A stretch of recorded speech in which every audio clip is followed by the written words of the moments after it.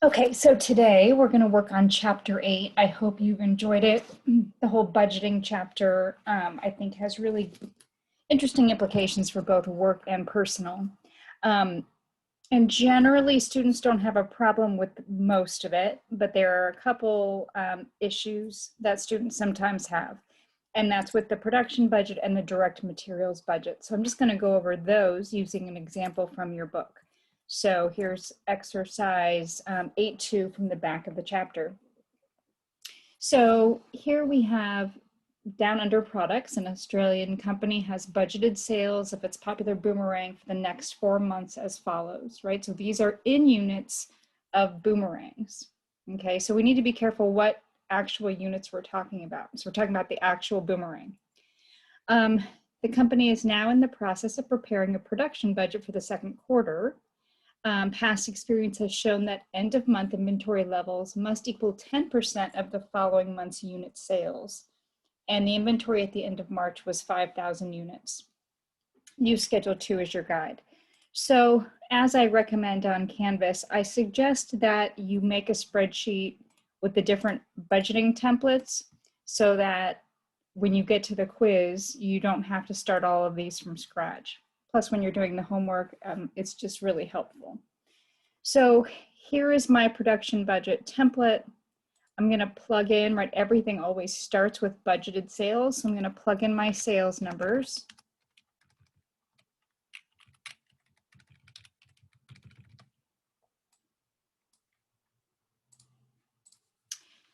Okay, and this second line, right? So we know that we're going to, or we anticipate selling these number of units. Let me just change this.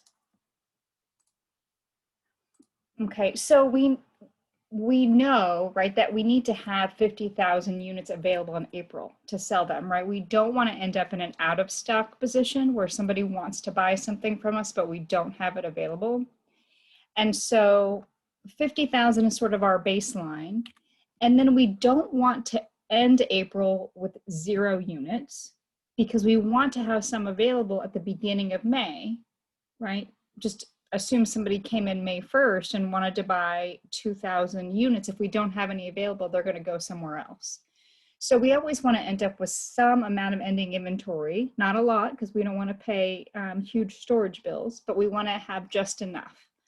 And so the problem will tell you what percentage of next month's needs we want to have on hand. So this says past experience has shown that end of month inventory levels must equal 10% of the following month's unit sales. So here, I'm just going to take next month's unit sales and multiply by 10%. And then I'm going to copy this across. Right, we don't have August data, so we can't fill in July's. So this means that I need to have the 50,000 that I believe I'm going to sell, plus the amount we want to end the month with, okay? So we want to have 57.5, and if we started the month with 0, then we would need to produce the whole amount. But this says our inventory at the end of March, so our beginning inventory at the beginning of April, is 5,000 units.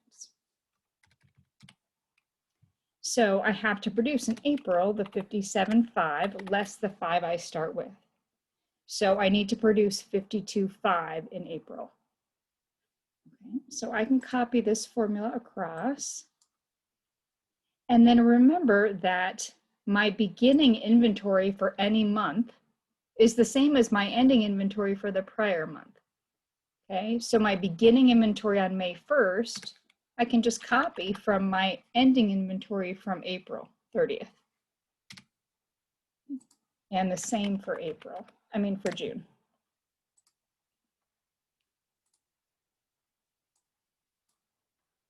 Okay.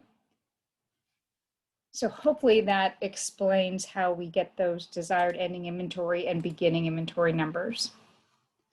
Okay, so then we're going to move on to the next step, right, which is the direct materials budget. So this is a different problem.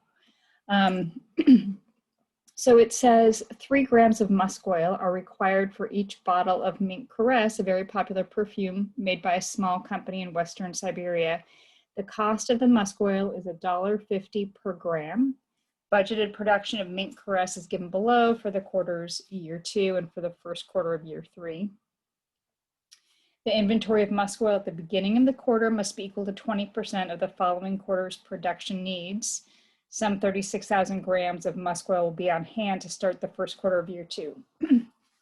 So we're going to produce a direct materials budget. So be very careful about what units we're talking about, okay? So let's start up here at the top. Required production in units. So the required production means how many bottles of perfume do we need to have, right? So they tell us budgeted production in bottles down here, right, is 60,000, 90.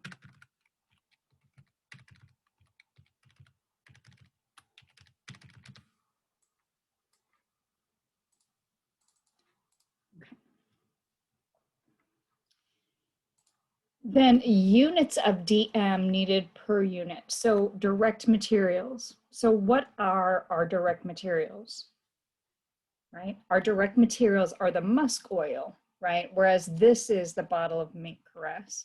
So how many units of musk oil are needed per unit of perfume? Do you see that? So it's right here, 3 grams of musk oil. Somehow when they write it out in words, it becomes confusing. Okay, so the units of direct materials, and I'm actually going to just change this to grams so I can keep track of what I'm doing. So grams of DM needed to meet production, right? It's just the 60 times the 3. Just multiply down.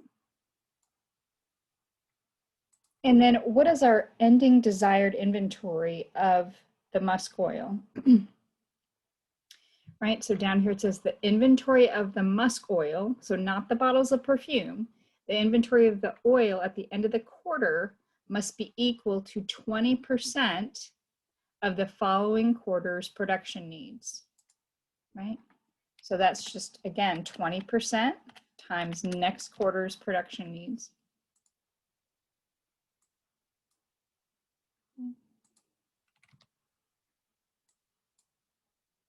We're just copying across.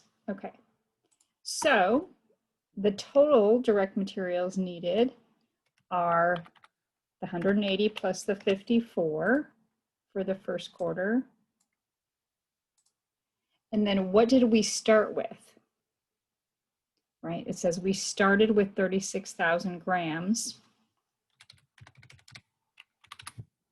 What did we start with for the second quarter? It should be the 54,000, right? So remember, this is just a budget, right? When we come to the actual time, we may not end up with exactly 54,000, but we have to start with some number. So we're just going to use the same budgeted number. So this means we needed 234, but if we start with 36, we only have to purchase 198,000 grams. And then cost of DM per pound, right? And so sometimes this is going to be in pounds. In this particular case, it's in grams.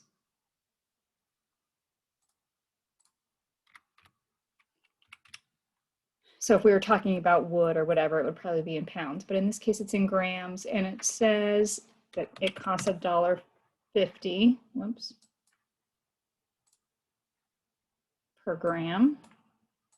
And so the cost is going to be the 198 times the gram cost.